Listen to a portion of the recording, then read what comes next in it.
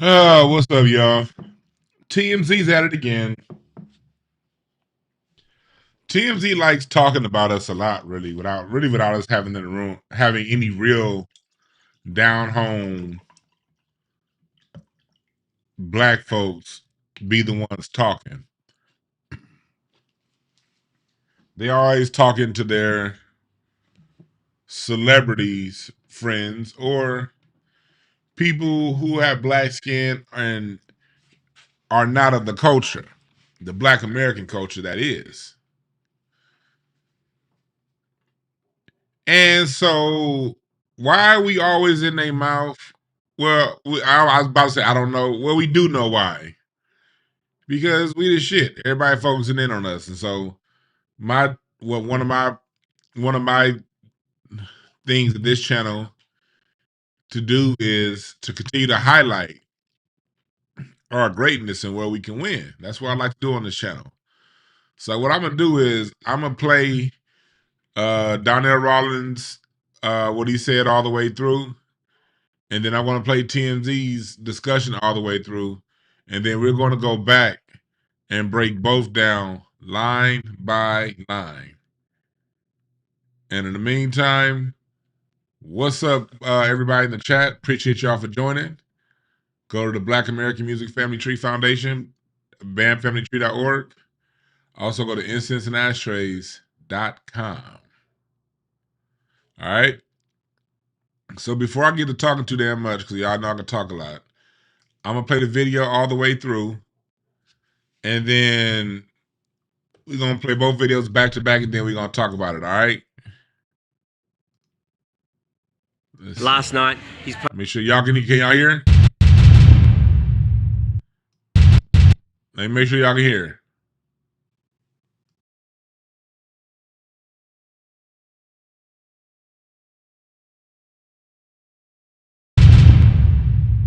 Kanye played to a packed stadium at SoFi last night. He's playing again tomorrow night. Has everyone forgiven him and moved on for everything?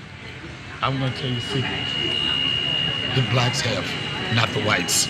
Oh. Yes, and I don't know, he's doing good, but as I stated before on this platform, Wu-Tang Clan ain't nothing to fuck with. But for some reason, when you're a genius, or you be considered to be a genius, people will go through trials and tribulations. One thing people can't deny about Kanye is his artistic side. You know, he goes to his ranch, he goes through his thing. That's part of his personality. But nothing like seeing a great comeback and people singing his songs. And long as you're not on the side of bad lighting, right? Some people that's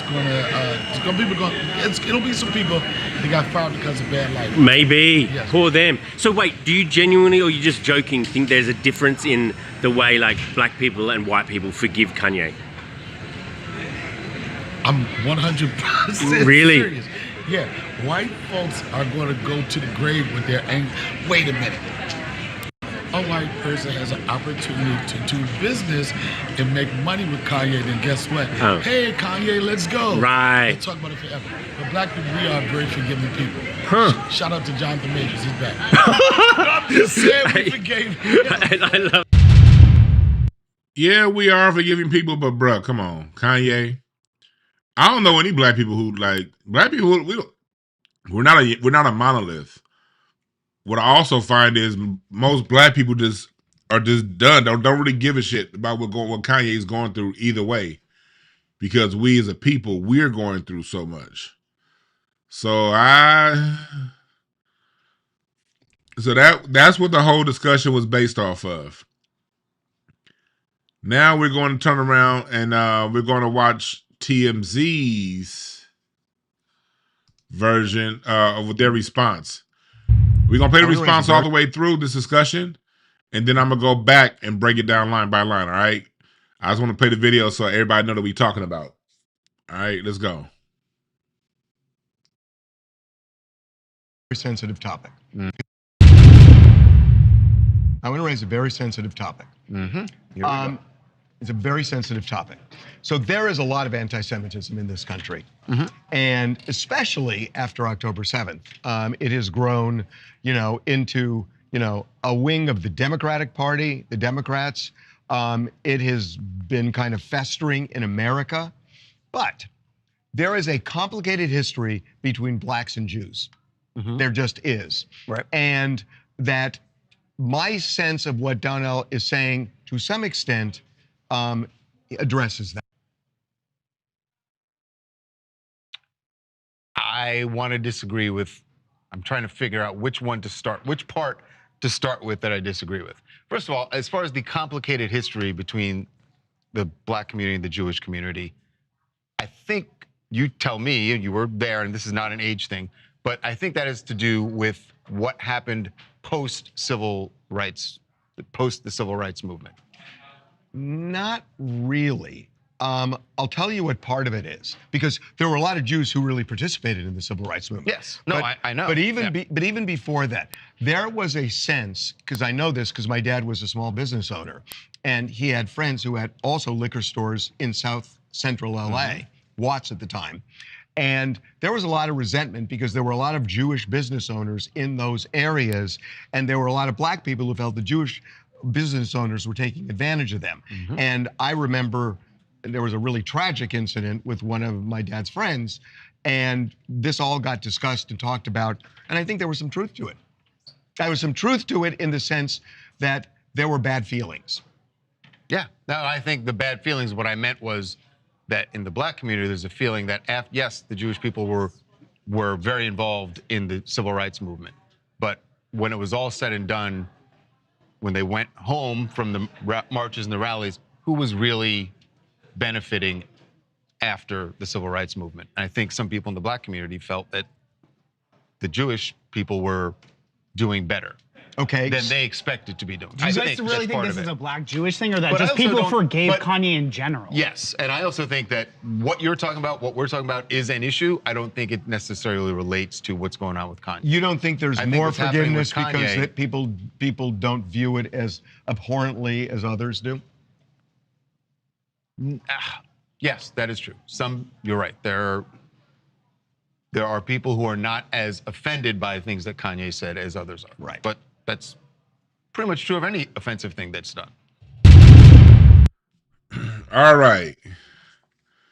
Let's start off by saying, like Neely Fuller said, man, that whole interaction was tacky. Tacky. When black folks and when people, if you're not comfortable talking race, man, don't talk race.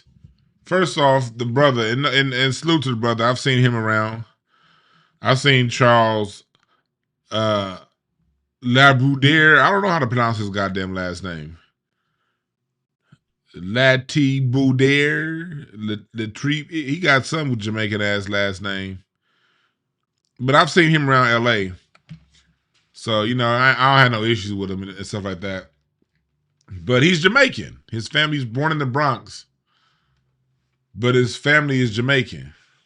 So already you're not having that conversation with someone who can properly have that conversation. All right?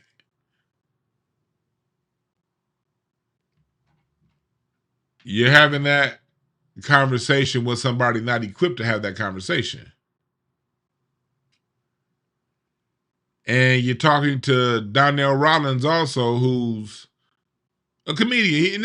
I'm a comedian. I do comedy too. I won't call myself, I don't do it full time like Donell Rawlings anymore, but I don't want to label because comedians are oftentimes the smartest people on the planet. But Donell Rawlings is a kind of comedian that doesn't really give introspective thoughts. Let's put it like that. He's not someone that we know as somebody that's introspective in what he says. He tends to talk very emotionally when he speaks. So yeah, it was a whole disingenuous interaction. That's right, Go Gadget. It was a completely disingenuous interaction. And so what I want to do is I'm going to go back to that and we're going to break it all the way down.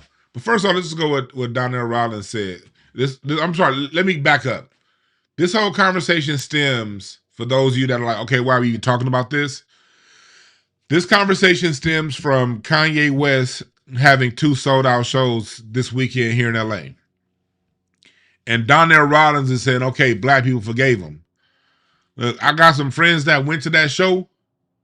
Let me tell you, brother, sister, when I saw the pictures, 70% of the people in there were white.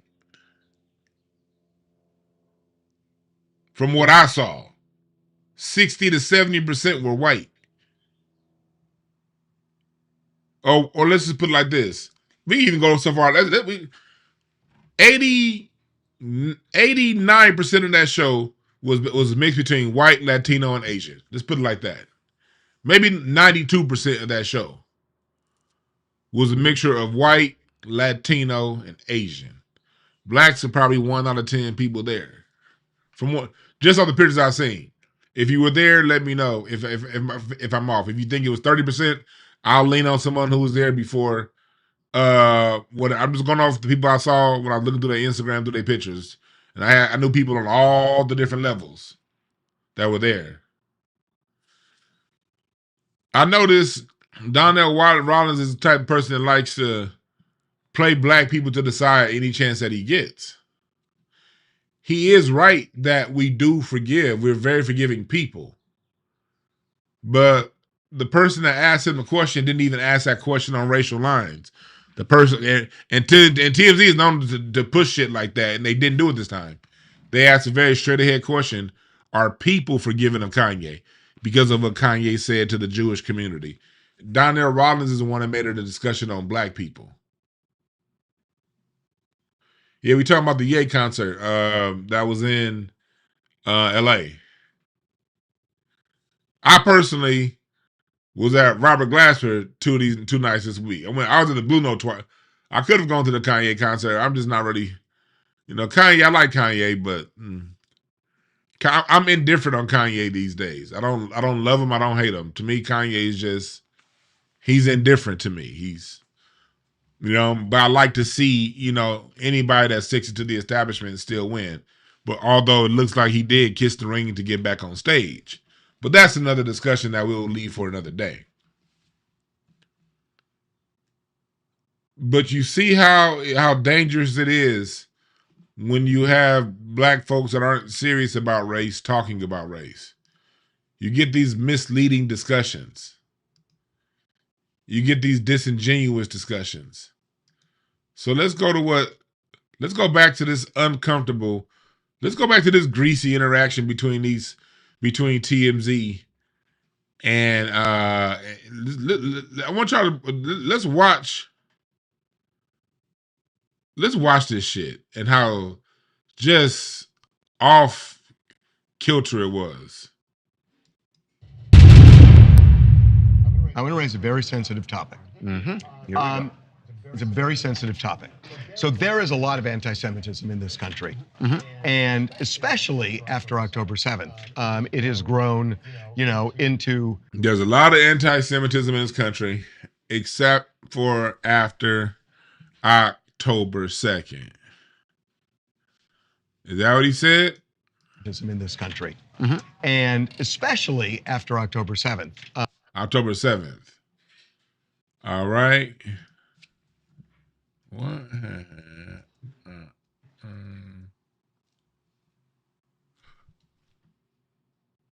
Let's go. This is for everybody. October 7th. He's talking about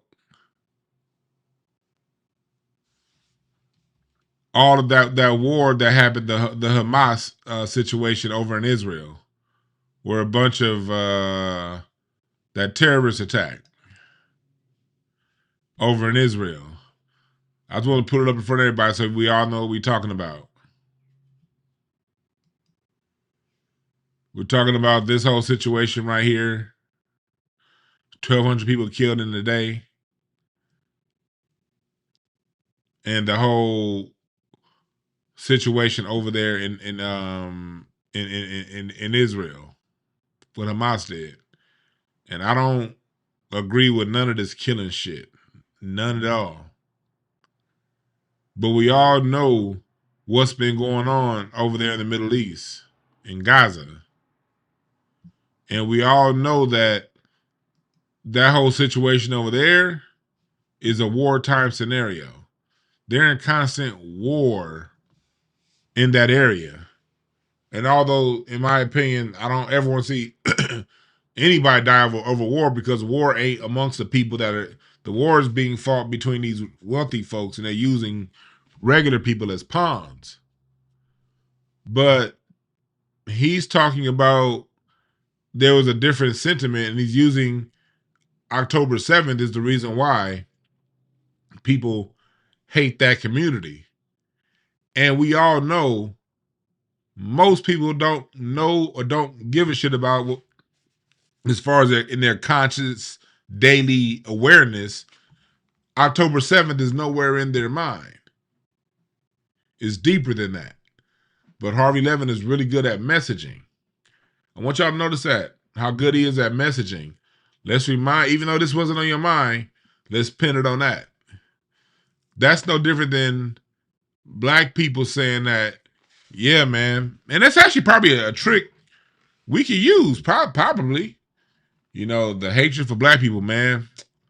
That really went up after those 3 little girls were bombed.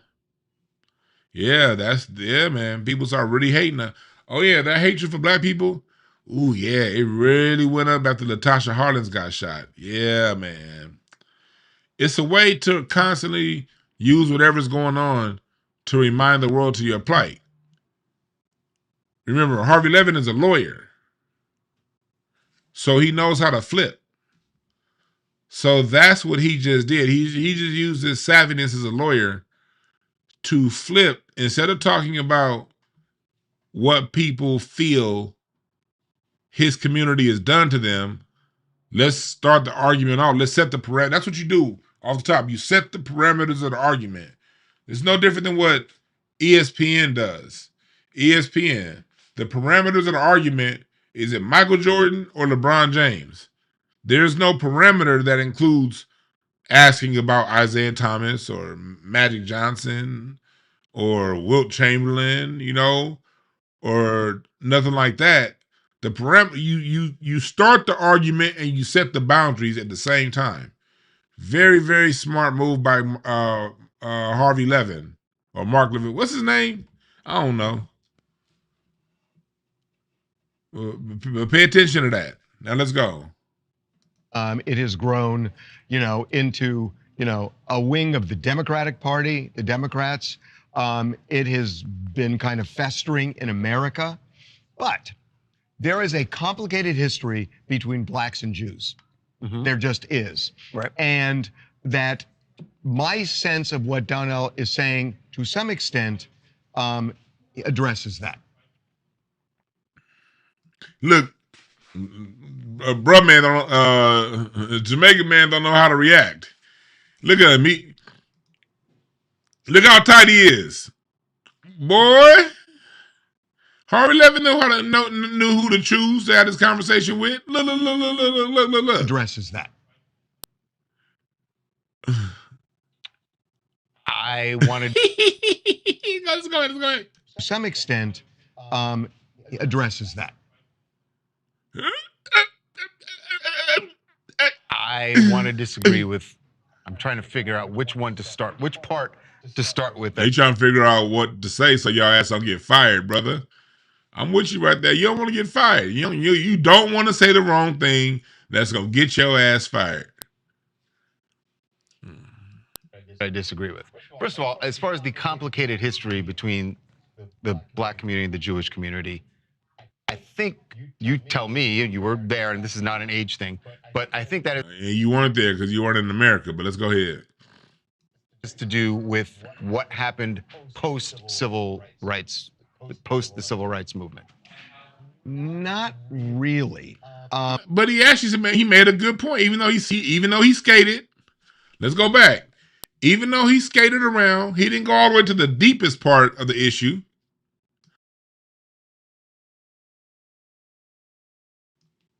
He didn't go to the deepest part of the issue, but he did take us right to the edge of the river to where we are right now. What happened after the civil rights movement? And this is what he means by what happened after the civil rights movement. the civil rights movement was used for a lot of people that are Jewish to get a lot of rights. And it appears that after 1968, they abandoned black people and went right back to, for the most part, capitalizing off black people and giving us bad TV deals, music contracts, bad housing, and that's what it sounds like he's saying. But let's listen to that part again. I think that is to do with what happened post the civil rights movement. He gave Harvey Levin an out. You see, if Harvey Levin wasn't a suspected white supremacist himself, which we do suspect he is, based on his actions, not personal, he gave him an out, but he didn't take it. Let's keep listening. Not really. I'll tell you what part of it is, because there were a lot of Jews who really participated in the civil rights movement. Yes, no, I know. But even before that, there were a lot that participated for their own ends. There was a sense, because I know this because my dad was a small business owner, and he had friends who had also liquor stores in South Central LA, Watts at the time. And there was a lot of resentment because there were a lot of Jewish business owners in those areas, and there were a lot of black people who felt the Jewish business owners were taking advantage of them. Mm-hmm. Let's go into the resentment part, because South Central LA, my backyard, literally. Let's talk about that. What you got to understand is, in the 1920s, 30s, and 40s, the majority of that stuff, though, they were definitely Jewish-owned stores. Most definitely. They've always been Jewish-owned stores in the black neighborhood. But there was also competition because they were black-owned stores too. Black people in South Central LA, 20s, 30s, 40s, into the 50s, are fairly self-sufficient. My granddad even had a hamburger stand that he had opened. That was open for what, I think 20 years. He ran that hamburger stand, and that was his side job, his side hustle, because he always kept a day job. But black folks was, for the most part, always self-sufficient. But when he talks about because they felt cheated, yeah, because in the neighborhood at the time, the issue was inferior products, low quality products. And my grandmama used to always say, my grandmama used the same term that Michael Jackson used, and they don't really care about us. Who remembers that line that they blurted out of Michael Jackson?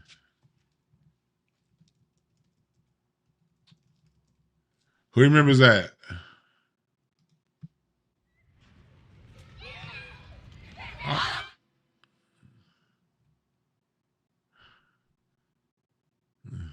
Here. Who remembers that part?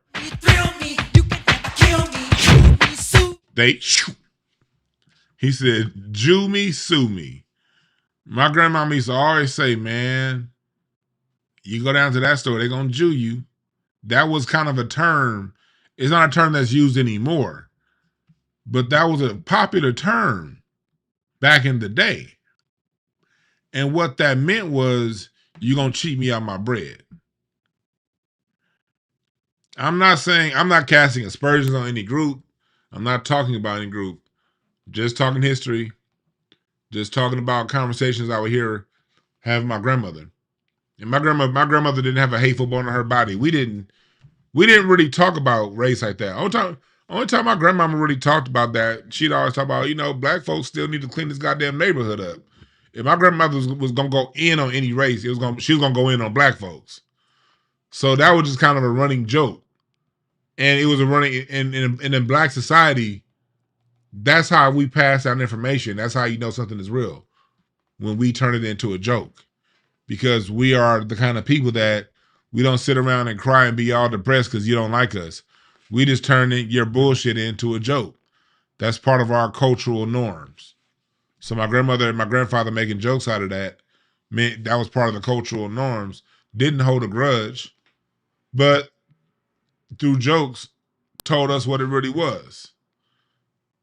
And Mark Levin doesn't want to acknowledge that.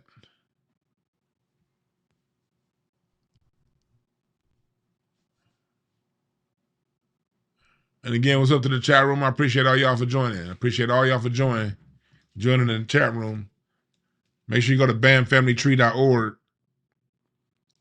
Donate to the foundation, the Black American Music Family Tree Historical Foundation. And on Instagram, on Incense and Ashtrays, I'm gonna put up an article tomorrow about my Robert Glasper show that I went to. We got our recipes, James Gasson, and also K-pop or copy and paste, the Black American Blueprint. What I did was we're gonna do a show on this pretty soon. I might do it on Patreon. I haven't decided if I'm doing it on Patreon or not. But we're gonna I think I am gonna do it on Patreon because yes, it's gonna be a lot of music that gets played, and I ain't trying to get no goddamn copyright strike. So Patreon, look out for this episode sometime next week, and then tonight on Patreon, we're gonna do a music breakdown of James Gaston and the songs that James Gaston played on. We're gonna play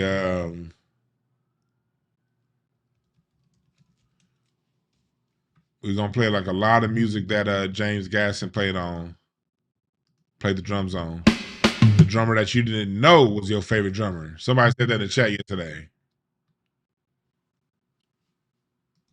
You dig what I'm saying? Like that tonight on Patreon, all right? It'll be free for everybody. It'll be on Mixcloud, but then the minute the show's over with, zoop, it's going to be a Patreon exclusive, okay? All right, so let's get back into it. So the reason why this conversation is so cringe and uncomfortable is because nobody's telling the truth. I don't like these kind of conversations that aren't in truth.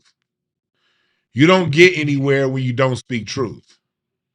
It just becomes an uncomfortable hodgepodge of BS. And that's what this is. Let's keep going. And I remember there was a really tragic incident with one of my dad's friends, and this all got discussed and talked about, and I think there was some truth to it. There was some truth to it in the sense that there were bad feelings. Yeah, no, I think he said there was he said there was some truth to it. Truth to what? Yeah, he meant truth into the reason why black folks felt that way. Then he tried to clean it up. Let's listen to that again. That there were bad feelings. Yeah. Bad feeling. He's trying to say truth to bad feelings, not truth about what happened. Listen to this. My dad's friends, and this all got discussed and talked about, and I think there was some truth to it. There was some truth to it in the sense. It was some truth to it. Oh yeah. It was true in the sense that they just felt bad. Let's watch that part again. Pay attention. Watch Harvey Levin squirm. This is God right here talking. This is God talking. He's trying to BS his way through it. But watch God. Look at God. Watts at the time. And there was a lot of resentment because there were a lot of Jewish business owners in those areas. And there were a lot of black people who felt the Jewish business owners were taking advantage of them. Mm-hmm. And I remember there was a really tragic incident with one of my dad's friends. And this all got discussed and talked about. And I think there was some truth to it. There was some truth to it. It's some what you meant is I think it was some truth to that. Yeah, they was taking advantage because the whole discussion was there was truth to the whole discussions around are black people being taken advantage of. Discussed and talked about, and I think there was some truth to it. There was some truth to it in the sense that there were bad feelings. Yeah. He tried. Mark. Nah. What's his name? Mark Levin, Harvey Levin. I get him mixed up. Is he Harvey Levin?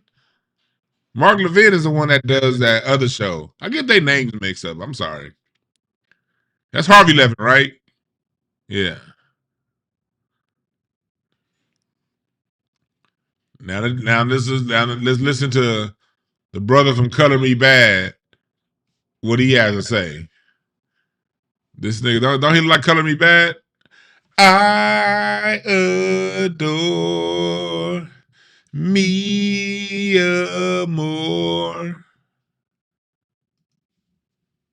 Listen to this shit. Yeah, no, I think the bad feelings, what I meant was that in the black community, there's a feeling that, yes, the Jewish people were very involved in the civil rights movement. But when it was all said and done, when they went home from the marches and the rallies, who was really benefiting after the civil rights movement? And I think some people in the black community felt that the Jewish people were doing better Okay. than they expected to be doing. We're doing better. You was going good, brother, but you fumbled. This motherfucker just fumbled the ball. Like, man, you got quarterback threw the ball right here. All you had to do was put the diamond up and catch it. All you had to do was catch the football. And the ball was thrown right here, and it was in your hands. And just as you brought to your body, you went, you fumbled the ball. Let's listen to that part again, man.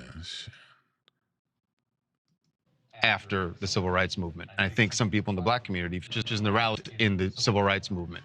But when it was all said and done, when they went home from the marches and the rallies, who was really benefiting after the civil rights movement? And I think some people in the black community felt that the Jewish people were doing better.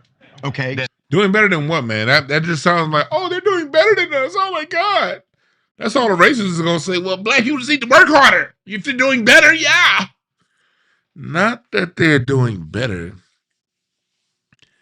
It's that they got the benefit of the legislation, and the legislation benefited them more than it benefited us.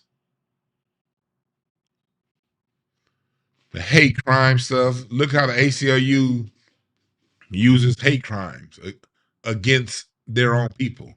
The ACLU don't protect black people. The ACLU don't go after people who go after black people. They only go after people that go after us, after them. But that talk all came off of black plight. This is a business. He's over here talking about feelings. And second of all, most black people weren't marching. 99% of black people didn't march. We wouldn't think about no goddamn people that don't march. 99.6% of black people stayed they rusty asses at home. Just like you niggas do now. You got people like Dana out there fighting for reparations, and Friday Jones and Tiffany Quarles and all these beautiful women, and my brothers like Jae. You got Camila Moore here in California, and 99% of California blacks don't know and don't care. So let's not act like everybody was out there marching. No, the fuck they wasn't. They was working every damn day. And they had to work for people from that community. Like my grandfather. I remember my grandfather worked for a company out here in LA. It was called Goldberg and Solovey. And he helped them, they were food distribution. And he helped them people start that business. He was there, it was just him and the two owners. That's how the business started. And when he retired in 1989, they gave his ass a watch. You dig what I'm saying? It's that kind of shit. Like, that's all you're gonna do for somebody that we just saw y'all spend $200,000 on a Christmas party or whatever, $50,000 on a Christmas party. And this man that started this company gets a watch. It's that kind of stuff. And it wasn't about no damn civil rights rally. Yeah, Brooke over in New York with her reparations. What's up, Star? What's up, the activists? Yeah. They skipping over a whole lot right here. That's why I'd rather this conversation not even happen. It's just tacky and stupid. This conversation is tacky and it's stupid. Just dumb. Ain't talking about shit.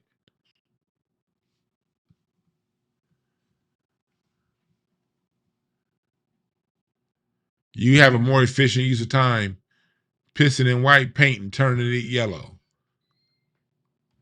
That'll be a far more efficient use of time than what these two people are talking about. But we only got a few more. We only got about 40 more seconds to go, y'all. Bear with me. And they expect it to be done. Do you guys really think this is a black Jewish thing, or that just people forgave Kanye in general? Yes, and I also think that that's a good question. Do you think this is a black Jewish thing, but or that people forgive Kanye in general? It's a good question because really, what it is, people forgave Kanye in general. People forgave Kanye in general.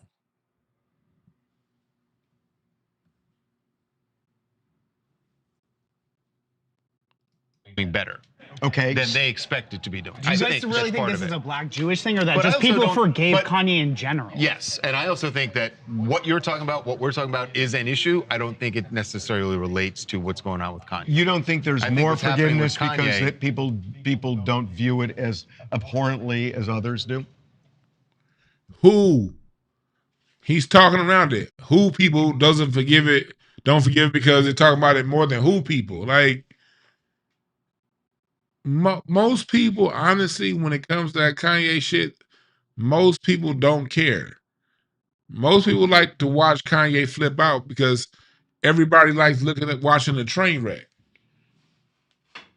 Like, people love watching a train get wrecked. But they don't really take what Kanye says seriously on this side or that side. Most people don't give 1/5 of one line.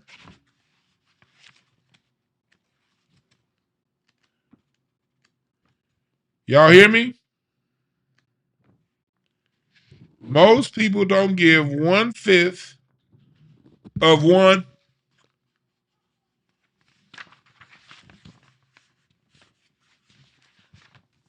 They just there to hear the music.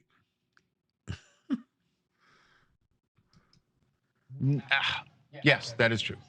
You're right. I like watching this nigga squirm. Hold on, I'm just gonna rewind this part so I can watch this nigga squirm. More forgiveness because that people don't view it as abhorrently as others do? Yes, that is true. You're right. There are people who are not as offended by things that Kanye said as others are. Right. But that's pretty much true of any offensive thing that's done. Tacky. Watch this bullshit again. View it as abhorrently as others do?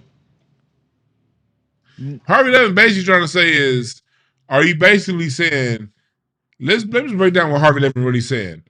Are people not viewing it as abhorrently as his people do? His small hat folks. Basically, everyone should see it the way we see it. That's the question. Why ain't everybody else in the world seeing this the way we see it? That's what he's asking. Yes, that is true. You're right. And of course, that brother, he's gonna have to bend that knee, boy. He's gonna have to bend that knee. Let's watch it again. It necessarily relates to what's going on with Kanye. You don't think there's more forgiveness because that people don't view it as abhorrently as others do? Yes, that is true. You're right. There are people who are not as offended by things that Kanye said as others are. Right. But I'm sorry, I got distracted. And I'm sorry, chat room. I should have noticed this earlier. This is my fault as a host. It's my job to bring you guys the obvious and explain what the obvious is. And you guys, I'm sorry, y'all, because I'm sure the rest of y'all were just looking at Harvey Levin's hair and wondering where the fuck did that come from. No, I like you, Harvey Levin, but do you and DJ Vlad go to the same place? Do y'all both get your hair from shaved Alf dolls? I said the same thing about, man, it looks just like DJ Vlad. They get their hair off of Alf. They go to Hollywood and they be like, yeah, let me get that Alf. Both Mark Levin or Harvey Levin, I get them. I keep getting them mixed up. Harvey Levin and DJ Vlad. They be like, hey, I got an Alf puppet, man. Put some more hair on top of my head. This is the good part of the Alf fur. This is part of Alf's ass right here that I shaved. I didn't shave Alf's arms. I went to his ass and shaved it. Put that on top of my head right there. Let me get that Alf.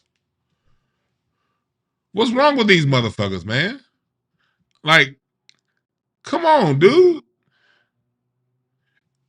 I should have been pointed that out to y'all. My bad, chat. Y'all probably was over here. I'm over here trying to give y'all some straight ahead news and tell a story. And y'all looking at Harvey Levin's hair like, and in the beard too. Man, if you don't get that fake ass tough man beard out of here, this motherfucker went and got he said, let me get a DJ Vlad haircut and a Chuck Norris beard. This nigga went to the barber shop and got a Chuck Norris. Rest in peace, Chuck Norris. He said, let me shave Alf's armpits and put that on top of my head and then go to Alf's pubic hair and give me a Chuck Norris beard. Bruh, it ain't nothing wrong with aging. Nothing wrong with y'all. And this goes especially to the baby boomers. And I see Gen X doing it too. You Gen X niggas are getting old too. Y'all over here covering y'all, putting all that hair dye in your head, dye looking too goddamn black. When you did have hair, your hair was a color of 9 p.m. in the summer, 8:30 p.m. in the summer. Now your hair is 4 a.m. black, eyes closed black. Your hair does not belong that goddamn black. A lot of y'all. This goes to you older Gen X and to you baby boomers. Let it go. You cannot look good and young forever. Look good and old. Let that gray grow out. You see me, I'm only in my mid-40s. Let the gray pop, man. Fuck all that. Who am I hiding from, man? Y'all baby boomers, y'all been trying to stay youthful for too long. Y'all grew up on Peter Pan cartoons, you baby boomers. And you Gen X, y'all was watching Hook. I don't want to grow up. Grow the fuck up, man. Harvey Levin looked ridiculous. He got a tough man beard. He got a beard like he could take a punch. Man, somebody could throw a tomato at your ass, you be knocked out. You better cut that. And this is with love, brother Levin. This is with love, man. Let the sunroof open. You know, your hair got a sunroof in it. You know, you still got some hair on the sides. Open up the sunroof. Peel that beard off, man. Look old and decrepit like you supposed to. The fuck is wrong with you, man?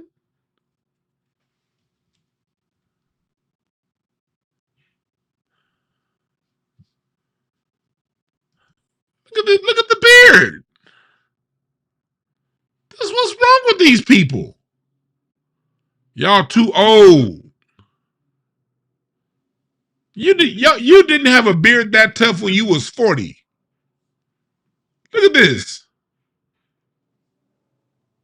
It shows you can have all the money in the world.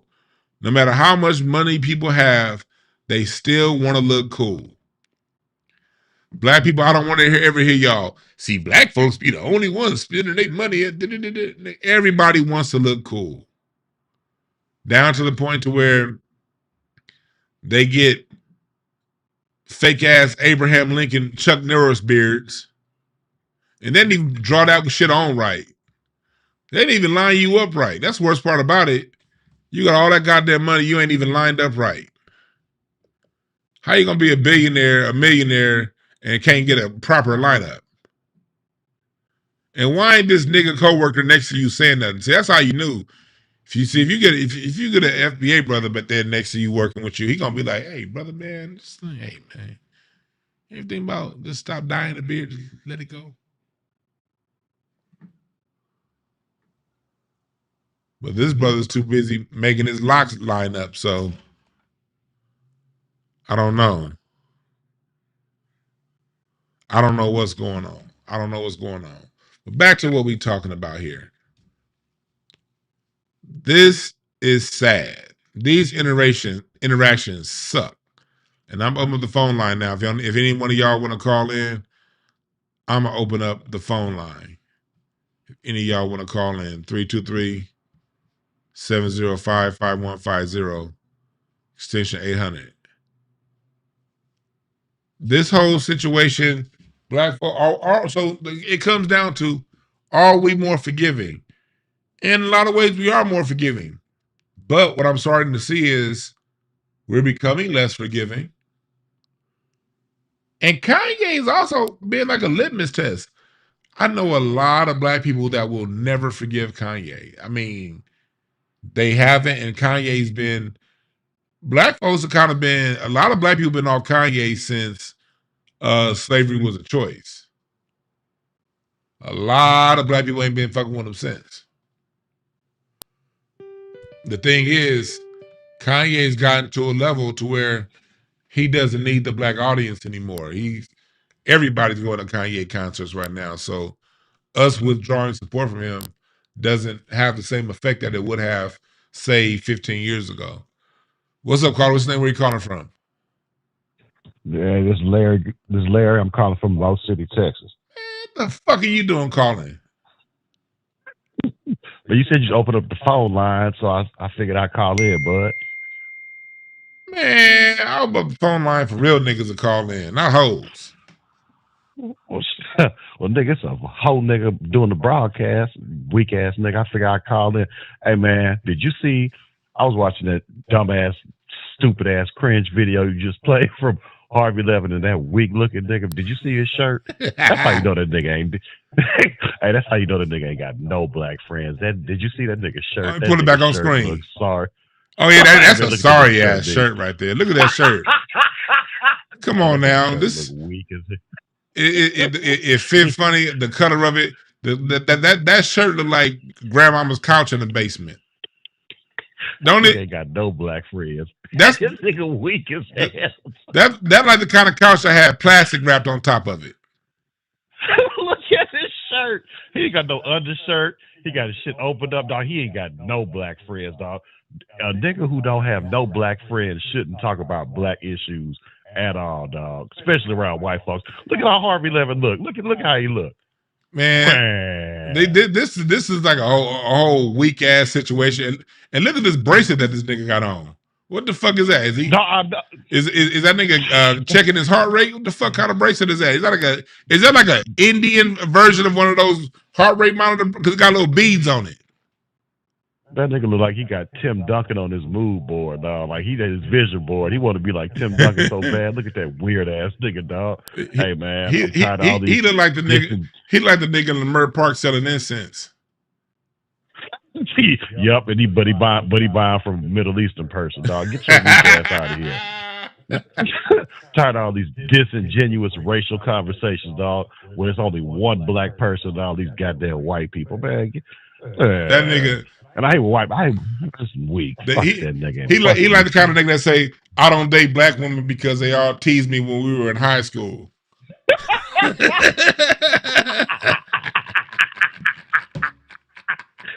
Oh my God, she's so loud. I don't know how you deal with loud black women. Get your weak ass out of here, dog. Hey, he's had at least 2 different girlfriends call him a nigger.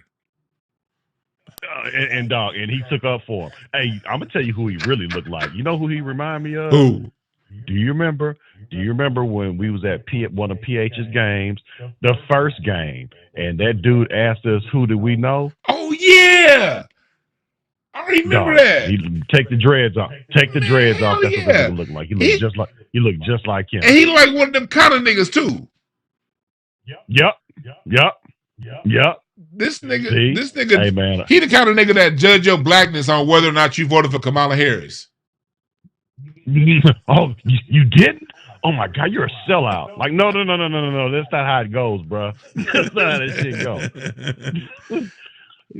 All right, man. I'm gonna get off. I'll use a hoe, and y'all keep supporting this weak ass nigga, dog. I'll slap you, nigga. Nah, Larry reminded me of something. Me and Larry used to have friends and family access at Staples Center, and we were at a game one time, and some nigga that looked just like this dude, he came in and was like, yeah, so who do you guys know?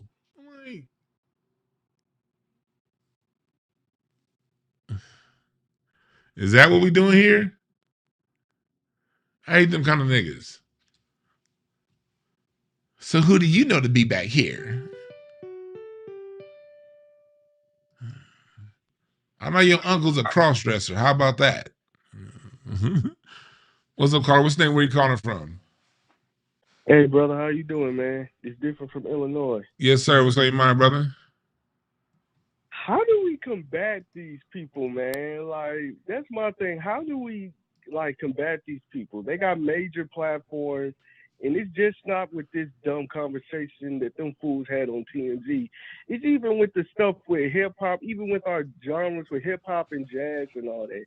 It got to be a way how we can combat this more. Let me tell you something. There is no stopping these people. If you study them, they're the most persistent people on the planet. They manifest destiny. It took them what, over 300 years, 400 years to conquer all the Americas. They playing our generation. They ain't gonna stop. We just gotta keep talking about it. That's all. We ain't gotta worry about what the other team is doing. We just gotta play our game. It's not about worrying, but it got to be a way how we can combat it. This, No, man, there is no fighting. It's the only thing we can do is continue pushing our narrative. When Emmett Till was discovered and that started off the civil rights movement, T.R.M. Howard wasn't fighting with white folks for always ignoring us. He wasn't fighting with Jews for not supporting us. He used his money to bring the press down from Chicago down there to Mississippi to take those images of Emmett Till and use black media to get it around the world. And it worked. And it worked against all of what they do. I hear what you're saying, brother. I get your frustration. I feel you. But you can't fight them.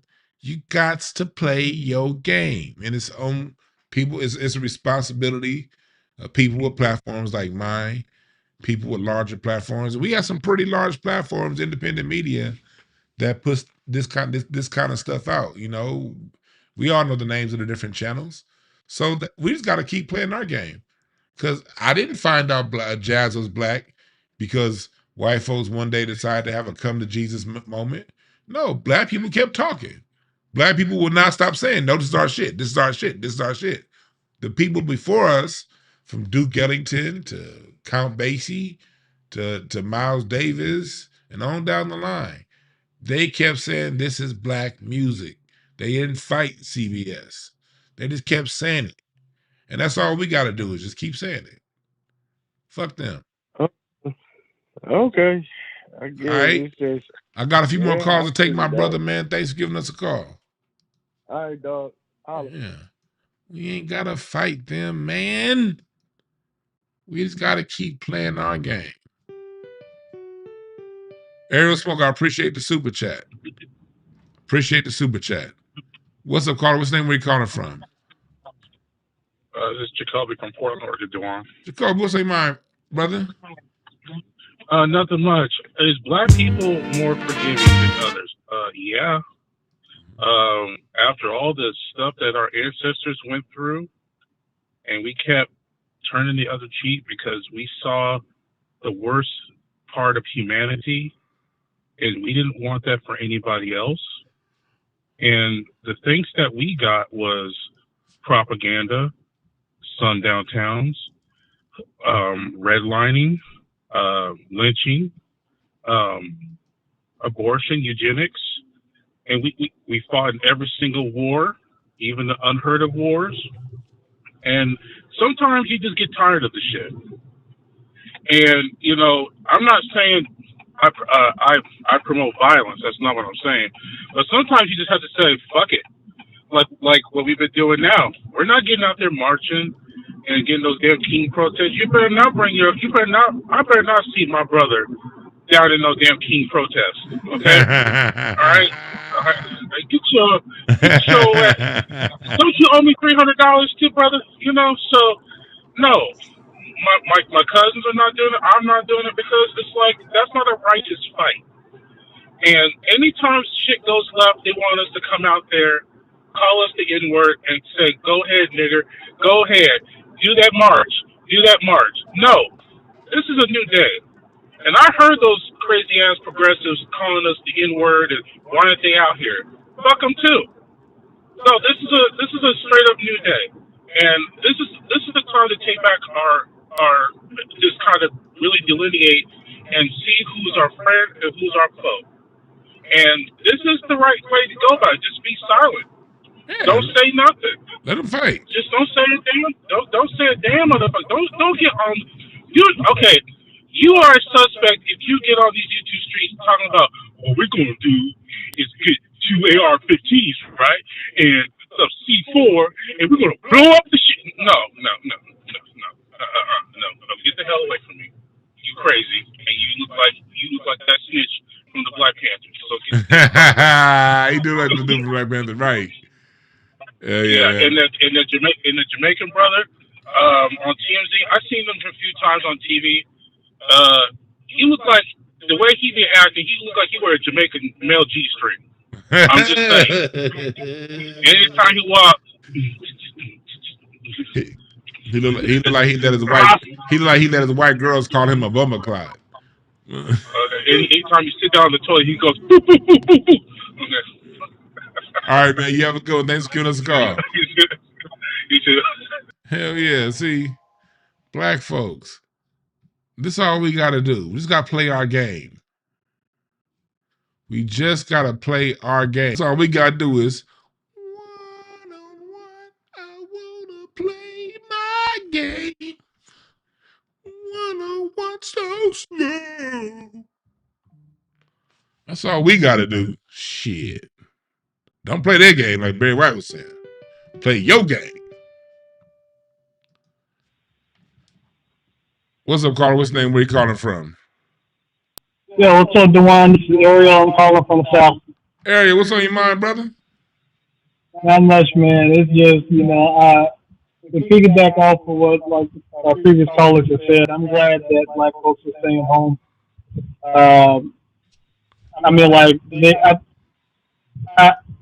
It's a lot of bullshit that doesn't involve us, not our problem. So I think we just need to, kind of let shit be right now. Mm-hmm. And try to get our games up, try to get stuff that we want up. As far as wealth and inventory, whatever, like we need to get before shit really gets bad, because it's gonna get worse. Hey, it's gonna get worse, and we just gotta make sure we prepare, but stay open to that inner voice, because that's what's gonna guide us and have us where we need to be at the time we need to be there when the shit go crazy. You dig? Yes. Certainly. Yeah, I agree. So yeah, it's like leave us out of all this whole shit that they got going on. Yeah, it's not. I like stick to covering celebrities' personal lives. Yeah, right. Just go back. Just deal with them.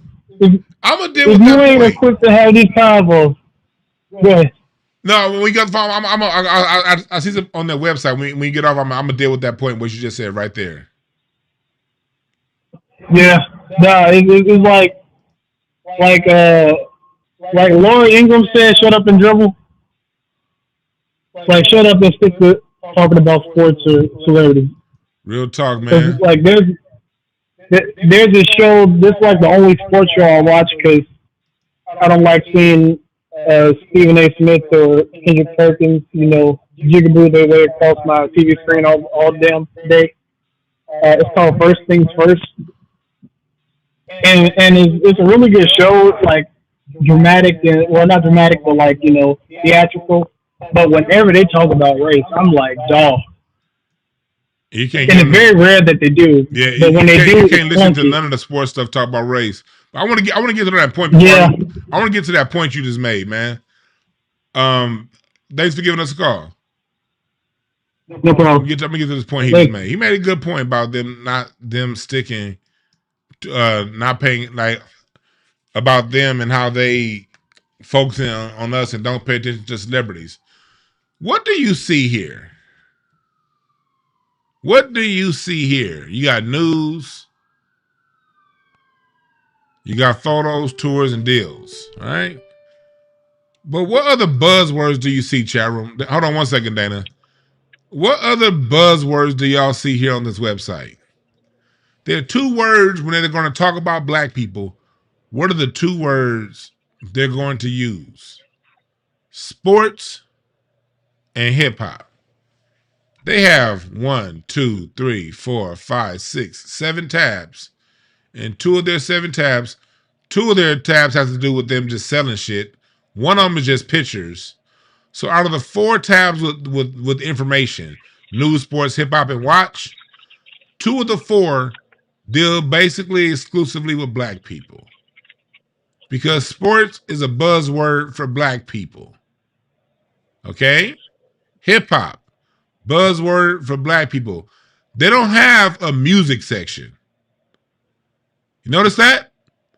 Where, because in the music section, you get information on Taylor Swift, you get information on Post Malone, because they all doing some crazy shit, all of them. They got a tab just dedicated to hip hop. And it's the same thing like with the Young Turks. If y'all look at the Young Turks, they got a whole section called TYT Sports. And what do they talk about on TYT Sports, the Young Turk Sports? All you see here is black people. Black people when it comes to talking about sports. Sports and hip hop are buzzwords for talking about black people. What's up, Dana? How's it going? What's on your mind, Dana? Not much. Hey, Juwan. I just wanted to give my opinion on this. I didn't get an opportunity to hear what Donell Rawlings said, but I checked out a TMZ when Harvey Levin did an expose on the D.C. mayor. Oh, yeah. I forgot all about Remember that. Remember he called him a crackhead and just awful thing. So I checked out a TMZ on that. I was just like, this man did so much for black people, and you done reduced him down to some kind of low-life crack addict. Not that crack mayor. Addict is low-life, but yeah, he called him the crack mayor. Yeah, I remember that now. Yeah, that's just some BS, but that his co-host looked like a real cuck. I guess he finally found the person he was looking for to co-host his show, somebody that agreed with him or not have an opinion when something comes up about black people. Yeah, he went and found a black man that takes 7 hours to wash his braids twice a week. You know what I mean? So, and that dude is of a certain age. Can you imagine being in your 40s and still capitulating? Right. My guy gifted me the relationship between blacks and Jews. I had been looking for it for years, and I found it on Amazon, but they wanted like $2,000 a book, and it's 3 volumes. I haven't cracked it yet because it's more like a textbook. It's just going to lead you down the rabbit hole to other books, but I think I'll crack the first volume this weekend. Because that keeps coming up like, the small hats were, they marched with King. They did so much for us, but they were also looking for civil rights for themselves. They were looking for religious freedom. They had been locked out of so much. And now that I would say they're more in and they're cohesive and they know what they want and they stay in a collective mode, they pulled the ladder up behind them. They forgot all about blacks and what we did and how we helped and that we were, in relationship with one another. Mm-hmm. And I believe what you said about your father and Watts. those people have always found ways to get over on us, from Leor Cohen to the guy that runs with Dr. Dre, Jimmy Iovine. All of them, they find a way to connect with us to get paid, to exploit us. Mm-hmm. Yeah. And that's how it's always been. It's never been any different. It's not going to be any different. They will be our friends. They will be our fathers on the sports teams. They will be whatever they need to be to get money from us. There was a good documentary on Showtime about Iceberg Slim, the well-known author, and how Smallhead came in and got all of it, got all of his. Oh yeah, he didn't get none. He didn't make that book he wrote, Pimp. That shit was like a multi-platinum best-selling level of book. He didn't get a dime. Right. He didn't get anything, nor did his family get anything. Yeah, man. That's what it is. So that's been going on for a while, Dewan. But I'll go in and let you have it. Thanks for calling us again. Uh-huh. Yeah, these people, man, acting like this stuff came out of nowhere.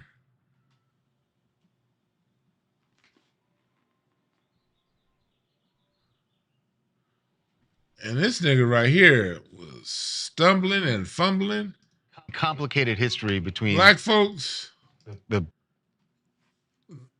one thing we got to do, and no, he's part of the system, but this goes for the rest of us.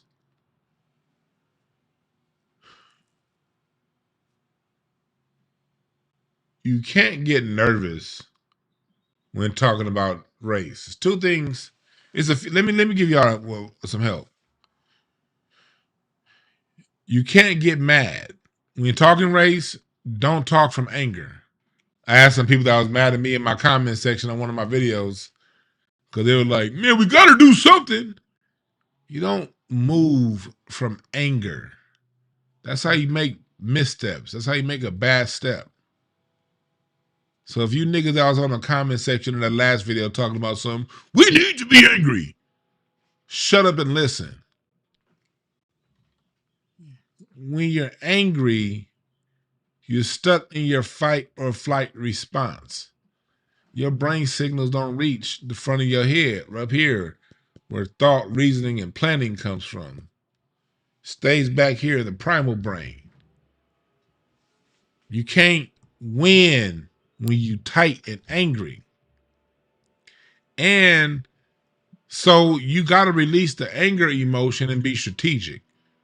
Did Martin Luther King ever sound angry? Hell, Malcolm X never sounded angry. Malcolm X sounded clear. Now, Malcolm X was very clear, but Malcolm X wasn't going around all emotional and shit, and that's the next level, emotional. When Malcolm X had those discussions, he would deliver his speeches with a certain fire, but when Malcolm X was in an interview, he never came off as angry. Malcolm X was never angry. He was never emotional either. You can't go around talking about something. All I'm gonna need you to feel, and I feel, and you gotta feel, and my feeling is this, and my feeling is that, and I feel. Fuck your feelings. I feel that way, and I'm on the same side as you, brothers. But even I want to be like, shut up. I'm gonna fuck you, a man. I don't care how you feel. You a dude.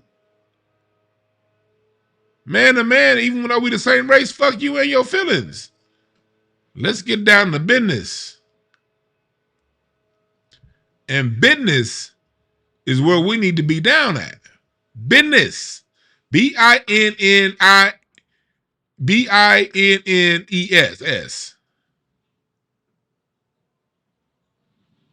B-I-N-N-I-E-S. I'm sorry.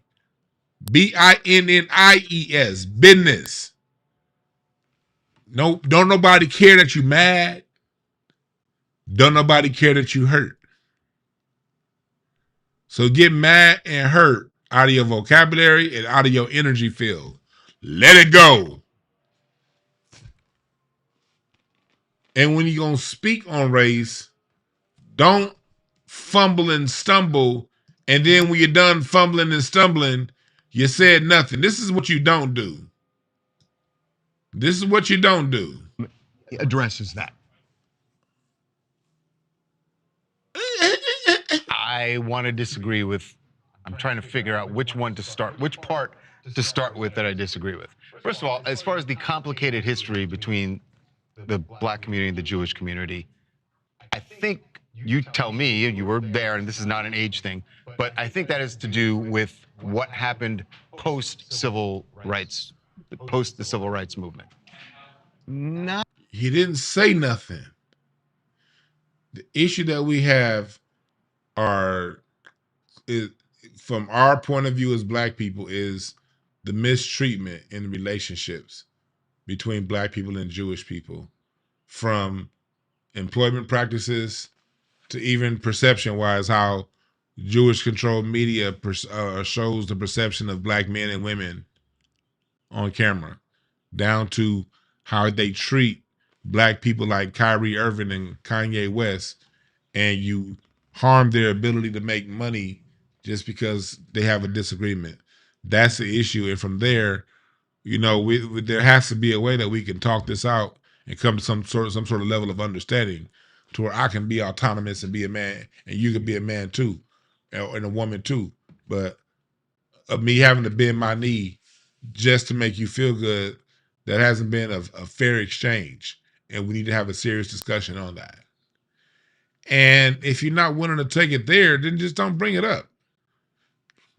Me personally, I don't talk about those people. I know what they control and all that shit, and I also know how they can silence me like that. So that's nothing that I'm fucking with. So I'd rather just not even have this conversation, especially on camera, if you're gonna be squirming like this nigga.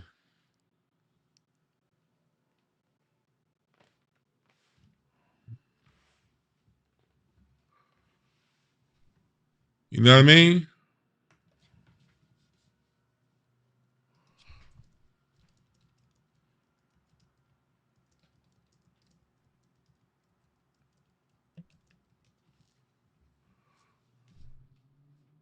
See, that's the issue.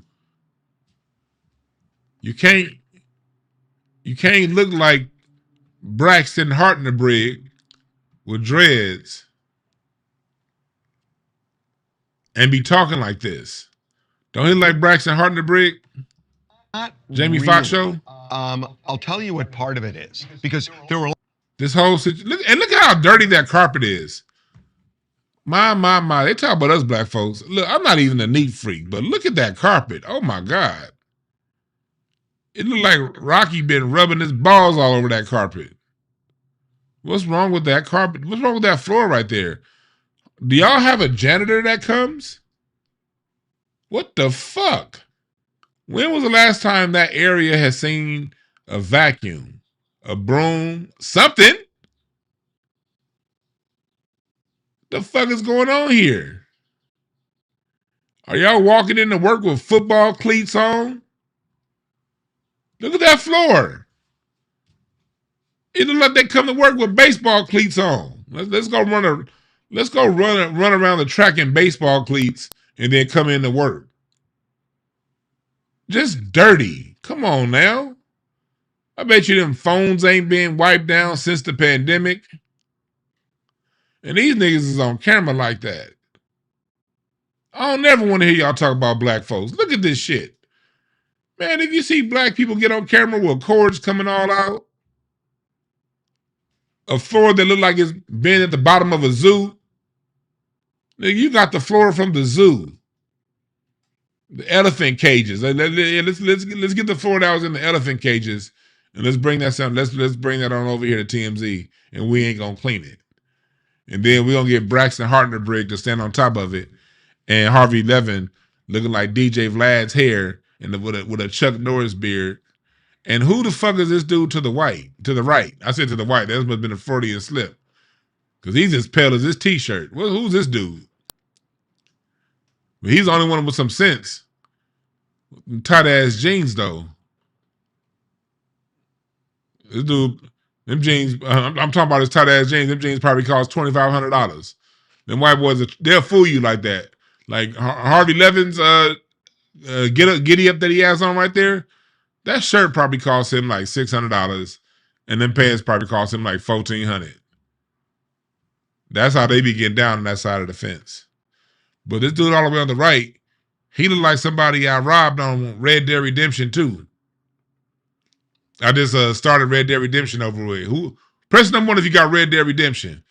I beat it, but now that I got my PS, I re-uploaded it on my PS5 last week, and I started over. He looked like one of the O'Driscolls. Don't know boy look like one of the O'Driscolls on Red Dead Redemption 2?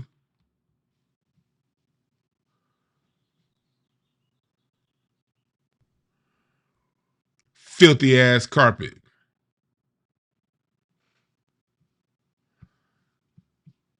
Dirty carpet for them discussing all these dirty ass topics. But I don't want no smoke from TMZ, man. Look, I ain't about to be fighting TMZ. See what they ass done did to Corey. I ain't fucking with them. Yeah, that's the O'Driscoll from Red Dead Redemption right there. Y'all didn't know that? He's sitting there looking off too. This is bad. That carpet is filthy. Just filthy. Just like the news they report. Filthy.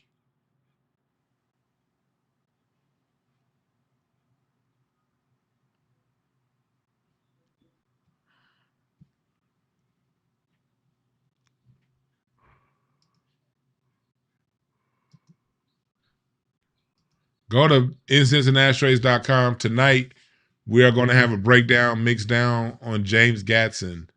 And we're going to be playing the music of James Gatson tonight on Incense and Ashtrays and on Patreon. If you want to be live, it's free for everybody that's live. That want to be a part of the live, it's free for y'all. But it will be up exclusively on Patreon. You're not going to want to you're not going to miss that because Patreon is the shit, man. We be having a good time over there.